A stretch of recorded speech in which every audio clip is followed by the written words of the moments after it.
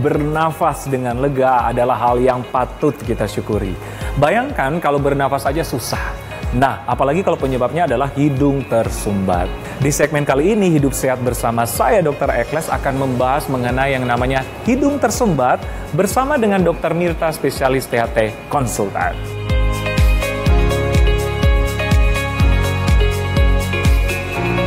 Ya, jadi hidung tersumbat itu kan adalah suatu gejala di mana seseorang merasa napasnya tentu menjadi tidak nyaman. Ya dokter, napasnya itu terganggu, tidak plong seperti biasanya.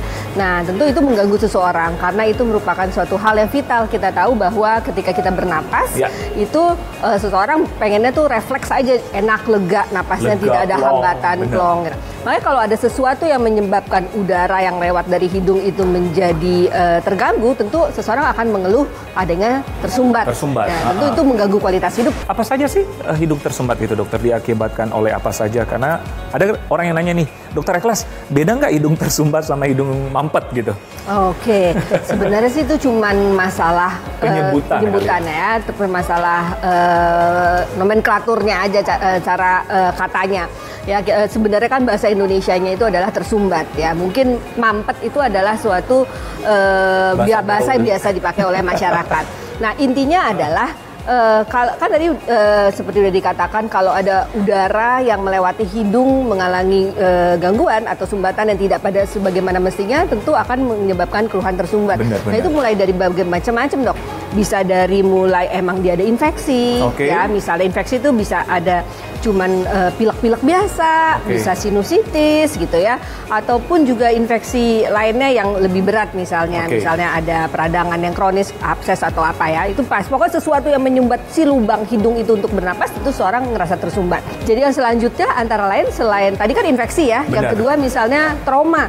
Nah, trauma nih hidungnya kita kepentok, kebentur gitu ya, menyebabkan si lubang yang buat tempat udara bernapas itu menjadi lebih sempit.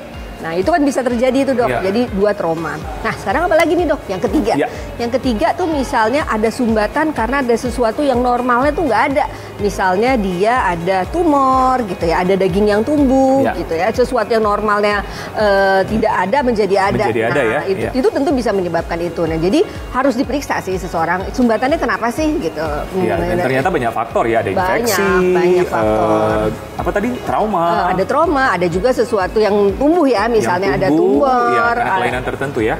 Dok, kalau benda asing gitu, dok, bisa aja ya? Benda asing tentu bisa. Jadi kan segala sesuatu yang menutup si lubang hidung itu tentu dapat menyebabkan sumbatan. Misalnya sebenarnya agak jarang sih kalau orang dewasa memasukkan benda asing ke dalam itu. Tapi yang sering ada adalah anak kecil ya, anak kecil.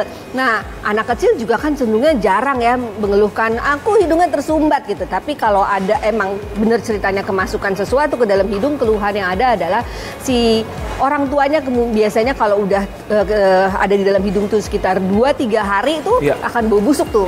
Nah, orang tua, dok, datang tuh dengan, dok, anak saya kok hidungnya bau banget ya, pileknya nggak kayak biasa tapi bau. Nah, kita udah mulai curiga nih karena benda asing yang dia masukkan. Iya, jadi memang kalau pada anak kecil orang tuanya harus waspada dan harus mengenali selalu ya ciri-ciri anak ini ya. Ya.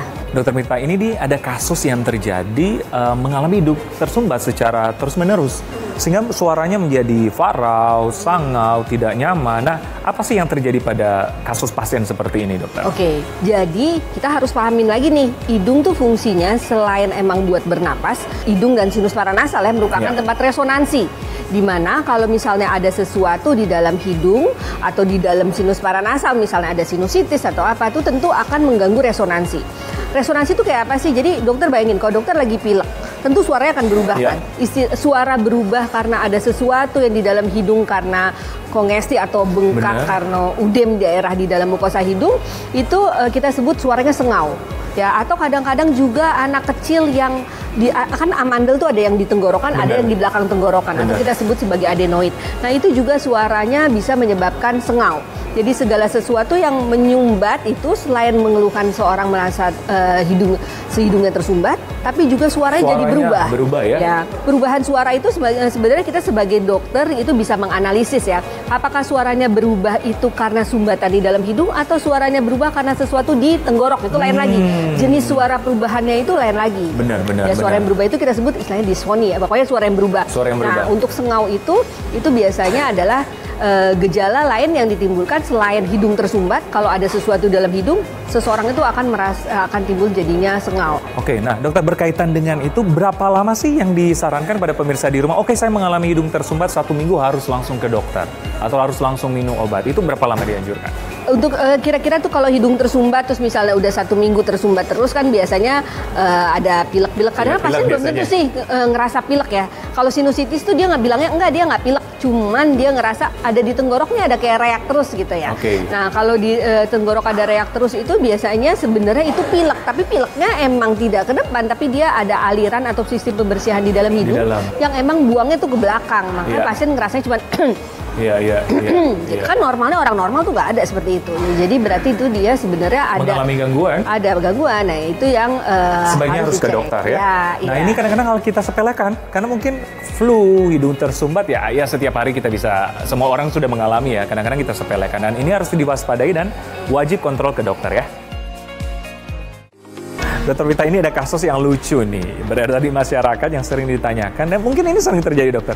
Ada katanya memasukkan benda tertentu, ya apa ya, seperti di ini ya, korek-korek gitu ya, supaya bersin. Pakai cotton bud gitu supaya bersin, kesannya supaya lega pernafasan. Nah ini dibenarkan atau tidak dokter? Oke, sebenarnya itu tidak dibenarkan ya, tapi prinsipnya itu sebenarnya gini, jadi di hidung itu ada area yang penting, untuk dimana kalau daerah itu menjadi sempit, seseorang akan merasa hidungnya tuh tersumbat. Nah area itu adalah bagian depan hidung, dimana kalau sudutnya itu kecil atau dia tersumbat, misalnya ada daging tumbuh atau misalnya ada di situ tulang bengkok dan sempit di daerah situ, dia akan merasa tersumbat. Makanya kadang-kadang kita sebagai dokter kadang-kadang suka minta ke pasiennya untuk melegakan daerah situ, kita agak tarik gini hidungnya, terus kita tanya, ibu merasa lebih lega nggak? Gitu. Coba deh napas agak ditarik gini deh. Nah, karena si sudut yang saya bilang itu, atau istilah kedokterannya sebenarnya adalah sudut nasal valve, sudut valve hidung, ya, dimana di sudut katup hidung. Kalau sudutnya itu kecil, itu akan menjadi lebih tersumbat. Daerah itu tuh terjadi turbulensi yang cukup tinggi di udara di sekatan itu, tekanan tinggi. Jadi kalau dia sempit banget semakin tinggi kan. Nah ini kalau kita buka, dia akan semakin merasa lebih lega. Karena sudutnya ya. Ya, makanya kadang-kadang tindakan itu mungkin seseorang itu merasa kesumbat banget, terus kalau dia masukin ke situ atau dia membuka si daerah yang itu agak lebih lega. Atau dokter tahu nggak, ada alat yang suka dijual, itu dijual bebas, di mana kayak aplikator atau apa yang dia masukin kalau mau tidur buat ngilangin ngorok. Kayak ngorok tuh kan sebenarnya adalah bunyi yang terjadi karena udara lewat di lubang yang sempit. Udara itu kan ketika bernapas mulai dari hidung, tenggorokan masuk ke paru-paru ya. Nah kalau ada yang sempit nih sebelum masuk ke paru-paru akan menimbulkan suara ngorok itu. Sekarang mulai analisa dari hidung. Jadi kalau emang hidungnya dia ngerasa sumbatannya di hidung, sempitnya di daerah hidung, ada alat tuh yang suka dijual bebas yang dia masukin hidungnya tuh jadi lebih gede. Gitu ya. Nah, kalau memang sumbatannya murni karena di situ dan itu bisa alat itu cukup menolong, tentu seorang akan merasa dia lebih lega. Makanya dia pakai hidung. Itu sih oke aja, itu tidak masalah. Tapi yang tadi yang dokter korek-korek itu kayak cotton bud itu rasanya tidak ya. Tapi kalau itu adalah secara mekanik yang membantu dia membuat menjadi lebih lega. Tentu tidak orang sehari-hari pakai terus itu di situ kan, tentunya enggak. Atau banyak sih alat untuk mengurangi ngorok tuh, kita bicara yang lain lagi gitu nanti ya. Nah kalau sekarang adalah mengasalai sumbatan hidung. Jadi intinya kenapa itu dilakukan? Mungkin dia merasa lebih enak karena ketika dia melakukan manipulasi di daerah situ, nah itu tuh menjadi lebih, sudut itu yang tadinya kecil gini mungkin menjadi agak lebih lega, makanya seseorang merasa lebih. Selain itu mungkin dia merasa mau bersin nih nggak jadi, mungkin dia baru pilek atau apa ya, dengan ada bulu-bulu itu kan bersin terus dia merasa keluar semua gitu, padahal kan tidak begitu ya mekanisme. Iya, mungkin secara psikisnya, dan ya itu memang harus hati-hati juga karena menyangkut saluran pernafasan dokter ya. Setuju ya? Malah kita memasukkan benda asing bulu-bulunya itu ke dalam hidung gitu kan. Hati-hati, sangat hati-hati karena ini menyangkut saluran pernafasan. Nah dokter, menyangkut juga ini, ada makanan nggak yang menyebabkan menyebabkan hidung tersumbat atau yang perlu kita hindari mungkin? Nah, kalau itu ngomonginnya adalah alergi dong. Ya. Jadi kan kita tahu bahwa hidung itu salah satu area yang cenderung bisa tercetuskan reaksi alergi seseorang. Tergantung si orang itu punya reseptor di daerah hidung atau enggak. Misalnya dia ada bawaan alergi. Kalau emang dia ada alergi yang cenderung bersin-bersin atau dia menjadi pilek karena dia makan sesuatu, nah hal-hal yang seperti itu yang harus dihindarkan. Ya, jadi misalnya dia makan es krim, dia menjadi pilek. Terus habis gitu dia kena debu, ada AC jadi pileknya. Jadi makanan-makanan yang seperti itu, misalnya dia makan alergi terhadap seafood, misalnya makan seafood terus dia jadi hidungnya tersumbat atau dia jadi di situ daerahnya bengkak. Nah, itu hal-hal seperti itu yang harus dihindarkan. Dihindari ya. Jadi harus cari tahu dulu alergi apa sih kita. Alergi apa ya? Karena itu berhubungan dengan alergi ya kalau faktor makanan. Oke, terakhir nih dokter. Tips bagi pemirsa di rumah nih untuk mencegah hidung tersumbat ataupun mengobati hidung tersumbat. Oke, jadi pada prinsipnya untuk mencegah hidung tersumbat, kalau tadi yang sesuatu karena infeksi gitu ya dok, tentu yang bisa dicegah adalah sesuatu yang infeksi. Karena infeksi tentu kalau misalnya kita common cold atau flu biasa itu kan bisa bikin tersumbat seseorang. Cuman kalau misalnya kita lihatlah harusnya flu biasa itu kan self-limiting disease ya dok, karena viral harusnya 2-3 hari istirahat ya? Bisa sembuh. Tapi kalau udah diobatin dengan obat yang dijual bebas dengan obat flu ternyata masih rasa tersumbat, sebaiknya itu harus segera ke dokter untuk dilihat sebenarnya ada penyebab lain apa atau ada obat apa yang perlu dipakai. Gitu ya dok. Oke, memang harus diwaspadai ya, karena ini menyangkut saluran pernafasan. Oke pemirsa, itulah perbincangan saya dengan Dr. Mirta, spesialis THT, betapa pentingnya untuk menjaga kesehatan saluran pernafasan, apalagi hidung tersumbat. Jangan kita sepelekan, apalagi ada tindakan mengkorek-korek ataupun memasukkan benda asing. Harus selalu hati-hati. Dan jangan lupa selalu saksikan Hidup Sehat bersama saya, Dr. Ekles. Salam sehat. Salam sehat. Bulan puasa sudah di depan mata ya pemirsa. Jangan sampai gangguan sariawan mengganggu ibadah puasa Anda.